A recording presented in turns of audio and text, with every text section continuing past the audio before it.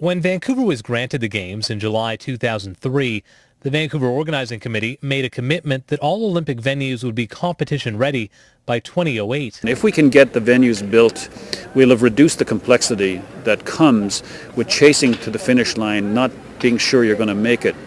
I think that's not going to be our issue. But I think people think we're doing okay. I mean, I've heard a lot of that here, that people feel that we have a good team and they're good people, and I think something good is expected to happen. That's all good. It was a lofty goal considering that most host cities are lucky to give the illusion that venues are prepared. However, by mid-December 2007, VANOC had completed 3 of 9 venues, including the Whistler Sliding Center, Olympic Park, and Creekside, the sites for alpine skiing, biathlon, Nordic skiing, skeleton, bobsled, and luge. Progress continues on the 2 athletes' villages in Vancouver and Whistler. During the Games in Turin, organizers were already considering usages for the residences following the Games. The villages is easy because the villages are housed. We need public housing. We need university housing. The venues we will use in 2 main directions. On one hand, for culture. On the other hand, in particular for oval, we think that he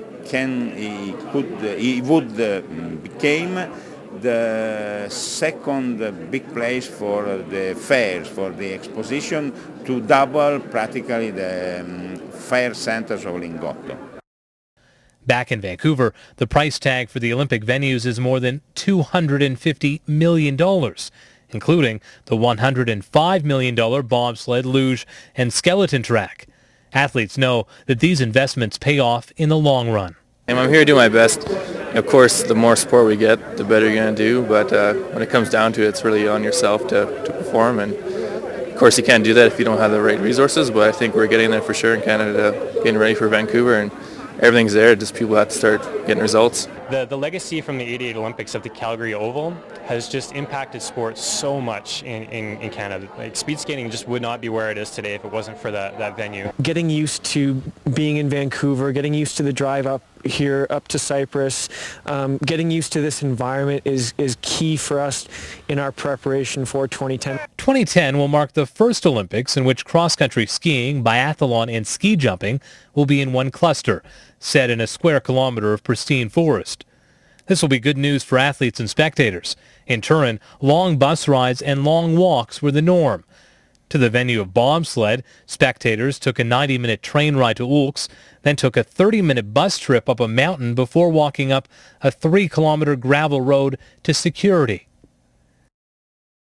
Speaking of security, in July 2007, RCMP admitted for the first time that the original $175 million security budget may have been underestimated. However, VANOC insisted any additional security cost wouldn't come from its budget. Since then, the RCMP have been petitioning senior government for the extra funds. In Turin, security was everywhere, from the venues to the streets. Whether it's security or venue preparation, organizers face a mountain of challenges prior, during, and following hosting an Olympic Games. I've covered 4 Olympic Games, and 3 of them Winter Games and 1 Summer Games. One of the Summer Games was in Atlanta, and that was a badly organized Games right from the beginning. Literally from the moment we arrived at the airport and our bus didn't show up for 4 hours and the bus driver didn't know where a media village was there. Since then, the Olympics I've been to have been much better organized, and so the better organized they are, the more you do pay attention to the details. We made commitments to be organized quickly. We made commitments that we would get Canadian athletes onto the venues early so we could perhaps have the best team in the world by 2010. And everything is tracking the way it should today. I think we would be a little presumptuous to say we're really far out there, but I think we're doing okay. We need to keep our heads down, we need to work hard, we need to pay attention to the challenges and really keep the pace going.